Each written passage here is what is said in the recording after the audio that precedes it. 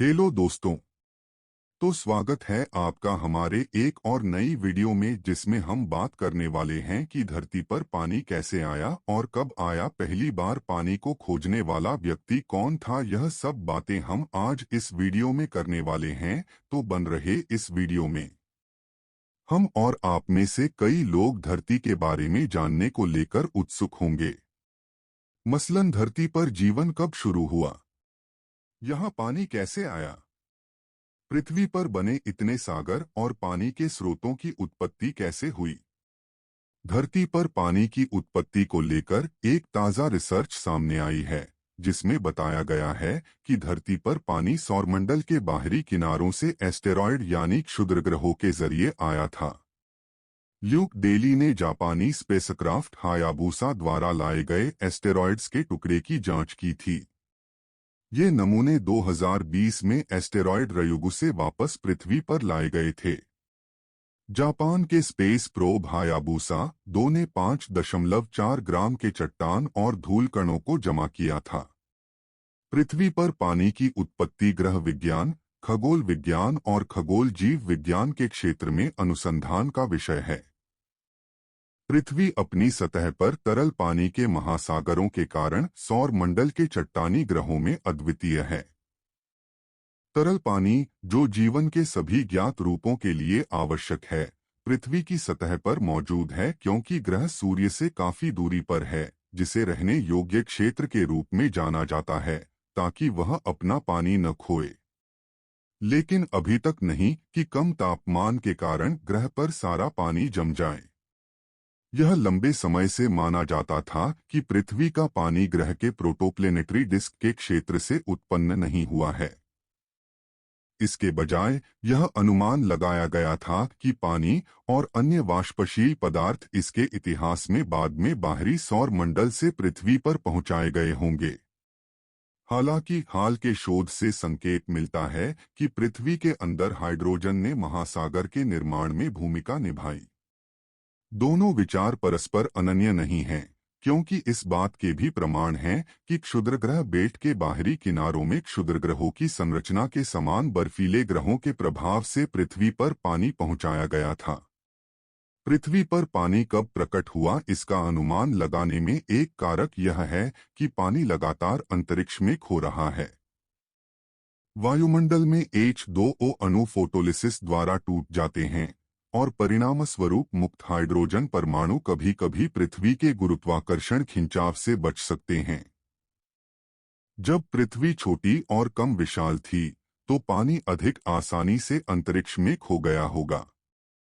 Hydrogen और helium जैसे हल्के तत्वों के वायुमंडल से लगातार लीक होने की आशंका है, लेकिन आधुनिक वायुमंडल में भारी उत्कृष्ट गैसों के समस्थानिक अनुपात से पता चलता है कि प्रारंभिक वायुमंडल में भारी तत्व भी महत्वपूर्ण नुकसान के अधीन थे।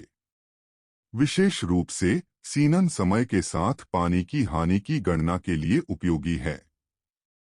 न केवल यह एक उत्कृष्ट गैस है, और इसलिए इसे अन्य तत्वों के साथ रासायनिक प्रतिक्रियाओं के माध्यम से वायुमंडल से हटाया नहीं जाता है, बल्कि आधुनिक वायुमंडल में इसके 9 स्थिर समस्थानिकों की प्रचुरता के बीच तुलना से पता चलता है कि पृथ्वी ने कम से कम एक महासागर का पानी जल्दी खो दिया। इसके इतिहास में हेडियन और आर्कियन युग के बीच इसके अभिवृद्धि के उत्तरार्ध के दौरान पृथ्वी पर कोई भी पानी चंद्रमा निर्माण प्रभाव 4.5 बिलियन वर्ष पहले से बाधित हो गया होगा, जिसने संभवतः पृथ्वी की पपड़ी और ऊपरी मेंटल के अधिकांश भाग को वाष्पित कर दिया और युवा ग्रह के चारों ओर एक चट्टान वाष्प वातावरण बनाया। चट्टान वाष्प 2000 वर्षों के भीतर संघनित हो गई होगी, जिससे गर्म वाष्पशील पदार्थ पीछे छूट गए, जिसके परिणामस्वरूप संभवतः हाइड्रोजन और जल वाष्प के साथ अधिकांश कार्बन डाइऑक्साइड वातावरण बन गया।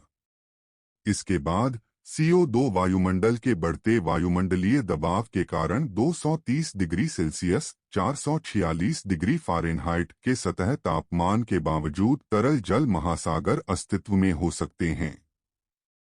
जैसे जैसे शीतलन जारी रहा, अधिकांश को समुद्र के पानी में सबडक्शन और विघटन द्वारा वायुमंडल से हटा दिया गया, लेकिन नई सतह और मेंटल चक्र दिखाई देने के कारण स्तर में बेतहाशा उतार चढ़ाव हुआ। भूवैज्ञानिक साक्ष्य पृथ्वी पर मौजूद तरल पानी की समय सीमा को सीमित करने में भी मदद करते हैं। इस्वा ग्रीनस्टोन बेल्ट से तकिया बेसाल्ट पानी के नीचे विस्फोट के दौरान बनी एक प्रकार की चट्टान का एक नमूना बरामद किया गया था और यह सबूत देता है कि 3.8 अरब साल पहले पृथ्वी पर पानी मौजूद था। कनाडा के क्यूबेक के नुव्वुअगेटुक ग्रीनस्टोन बेल्ट में एक अध्ययन के अनुसार 3.8 अरब वर्ष पुरानी चट्टानें और दूसरे के अनुसार 4.28 अरब वर्ष पुरानी हैं, इन युगों में पानी की उपस्थिति का प्रमाण दिखाते हैं। यदि महासागर इससे पहले अस्तित्व में थे, तो अभी तक कोई भूवैज्ञानिक साक्ष्य खोजा नहीं जा सका है। ऐसा इसलिए हो सकता है क्योंकि ऐसे संभावित साक्ष्य क्रिस्टल रिसाइक्लिंग जैसी भूवैज्ञानिक प्रक्रियाओं द्वारा नष्ट कर दिए गए हैं। अभी हाल ही में अगस्त 2020 में शोधकर्ताओं ने बताया कि ग्रह के निर्माण की शुरुआत से ही महासागरों को भरने के लिए पर्याप्त पानी हमेशा पृथ्वी पर रहा होगा। चट्टानों के विपरीत जिरकोन नामक खनिज मौसम और भूवैज्ञानिक प्रक्रियाओं के प्रति अत्यधिक प्रतिरोधी होते हैं और इसलिए इनका उपयोग प्रारंभिक पृथ्वी की स्थितियों को समझने के लिए किया जाता है। जिरकोन से प्राप्त खनिज साक्ष्यों से पता चला है कि 4.4040.008 अरब वर्ष पहले पृथ्वी के निर्माण के तुरंत बाद तरल पानी और वायुमंडल अस्तित्व में रहा होगा।